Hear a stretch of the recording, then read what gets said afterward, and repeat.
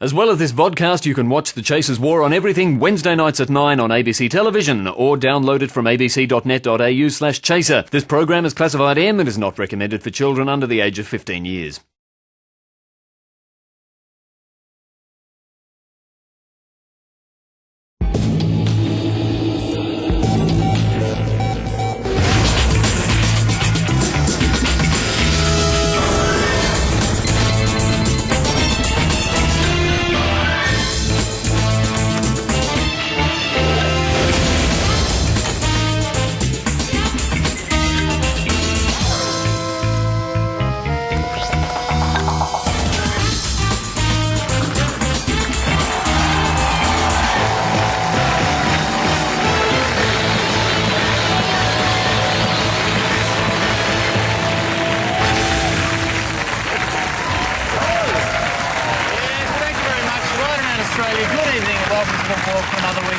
Before we begin tonight, we need to clear up a few things. Yes, just one or two things. We just wanted to say that it's absolutely untrue that Kevin Rudd wanted tonight's show brought forward by 1 hour. That is not true. Very different story, though, on Sunrise, where he asked for the dawn service to be held an hour earlier, and he didn't stop there. Tomorrow night, Kerry O'Brien's interviewing Rudd on the 6:30 report. And then this Sunday night, Channel 9 are profiling him on 60 Minutes earlier. Yes. So please make those changes now to your TV guides. But let's get into the show. And did everyone here have a good Easter? I thought the Easter message, thank you, was a bit lost this year, Chris. I thought the message was lost because 2,000 years ago, you know, Easter was all about wanting to crucify a Jew. But this year, everyone seemed hell-bent on getting rid of a Muslim. It was very, very confusing. I love the Mufti. Ever since Tamir Dockett left Australia, I think the Mufti's taken over the role of Australia's #1 bearded nutcase. But keeping the Easter theme going, now in our very occasional segment. Yes. What have we learnt from history? And yes, it's a special religious edition as we take a look at the holy book of Genesis. In particular, the story of Adam and Eve in the Garden of Eden. Now, numerous faiths, Christians, Muslims, Jews, they all accept this story as historically true. And they pinpoint the fall of man to the moment when Adam and Eve ate the fruit that was offered to them by a serpent. It was the original sin that we've all been paying for ever since. Quite a big deal, really. But have we learnt from our mistake? Would anyone of a religious faith be so foolish as to accept some fruit from a serpent today? Like an apple, madam. Best tree in the garden. There you go. Would you like an apple? Yes, get one for your husband. That's what Eve did. Come on, from the best tree in the garden. Yeah. Okay, good on you. Yeah. You want an apple? Why not? How much are you charging for the apple? Free.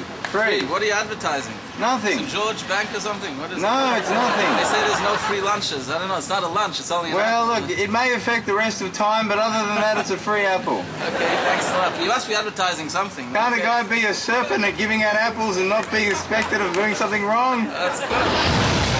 Thanks, man. Have two? Yeah, you go for your life. Have two. Which one do you want? Hey, no, come on. Complimentary apple. No, go. Don't do this. Complimentary apple for the Archbishop? Go. Get him out of here, please. An apple, sir. No one's the Easter eggs with an apple. Oh, I see. Oh, thank you. There you go. From the best tree in the garden.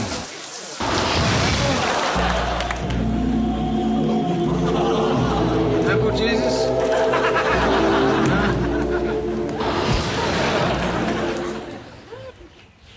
Apple to celebrate? Prime Minister, would you like an apple? Come on, take an apple from the serpent. Oh, is it? Oh, actually. Come on, from a serpent to a snake, Prime Minister. Take the apple. You can trust me.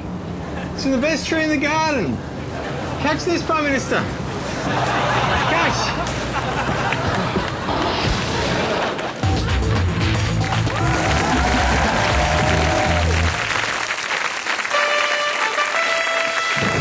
Soon, our exclusive coverage of the sporting event of the century, the 2007 Global Warming Games.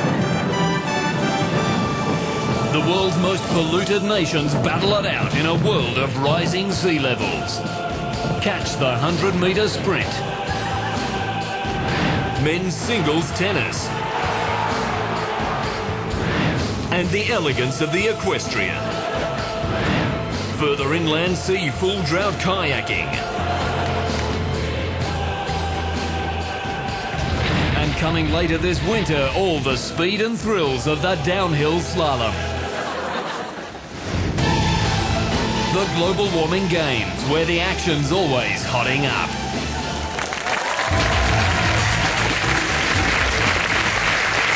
Andrew, I know you watch a lot of current affairs, but one thing I was wondering, do you follow American politics? Well, not as much as our government does. Well, that's probably sensible. But, you know, one thing I'm fascinated to see is who's going to be the presidential candidate for the Democrats this year. I mean, it's a very strong field. Oh, it sure is. I mean, look, first there's the Illinois Senator, Barack Obama. He's very popular. Does have the slight problem that even CNN mistakes him for the most dangerous terrorist in the world. No problem, yeah. Then there's the North Carolina Senator John Edwards. Now, his problem is that he gets confused with that dodgy TV psychic from Crossing Over.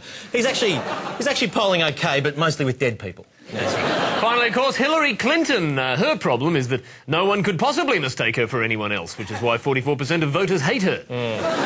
Even so, Hillary has actually raised the most money of all the candidates so far, $26 million in the first 3 months of this year, most of which came from Bill Clinton's kissing booth. If Hillary wins, he'll make a great First Ladies man. Yeah, but it does seem like Bill gets all the action, and we reckon that is unfair. So we sent Charles Firth along to a Clinton campaign event to offer Hillary some extra special support. Now, I've got my CV here because I want to be Hillary Clinton's intern. Do you think that would appeal to her? Very flattering photograph. Yeah? Very flattering. Yeah. This is intern material for the Clintons. See, I've got a great dry cleaner who can get any stain out so that we won't have the problems like they had with the other Clinton presidency. Yeah, I think you need a trim. Very much so, yeah. How did you get into the Oval Office to do this? That's a gross position, I'll give you that. I've got my CV here for Hillary. Can I get you to pass it on to her? It's just... Step away. Leave her alone. Get away from me. No, it's fine. I was just wondering whether you would be able to pass it on. Hillary, I'm rooting for you. I'm rooting for you, Hillary. If you could just see my portfolio, I'm sure you would want me as your intern.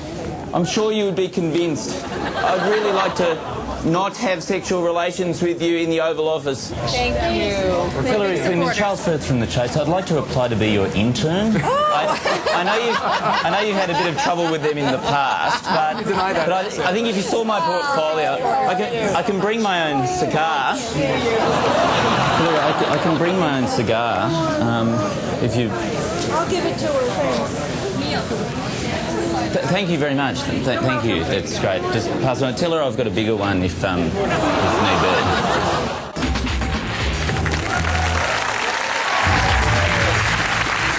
Now, there's a wonderful story going around about Keith Richards snorting his father's ashes, which is it's a great mental image, apart from anything else. It's a new party drug, isn't it? I imagine at the Logies all the celebrities will be in a toilet snorting up ashes. Oh, they will be. Little Bindi there chopping up her dad. But although apparently, Chris, a bit too soon. If you want the really good shit, you need to import it from Colombian crematoriums, apparently, yeah. You do, but sadly the Keith Richards story wasn't true, as it turned out.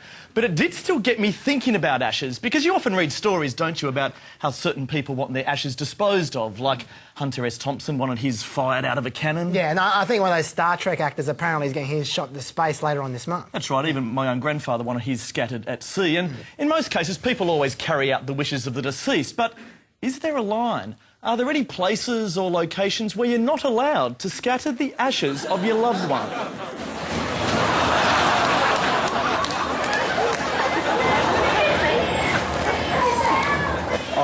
I'm scattering some ashes.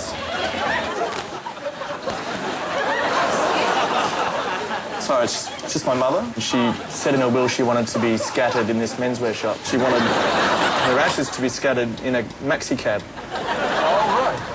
With an ugly faced man. Well, she didn't specify the looks of the driver. What do you normally do when this sort of thing comes up? I never have that long. My mum's the first person who's wanted to be scattered at Ron Bennett Menswear.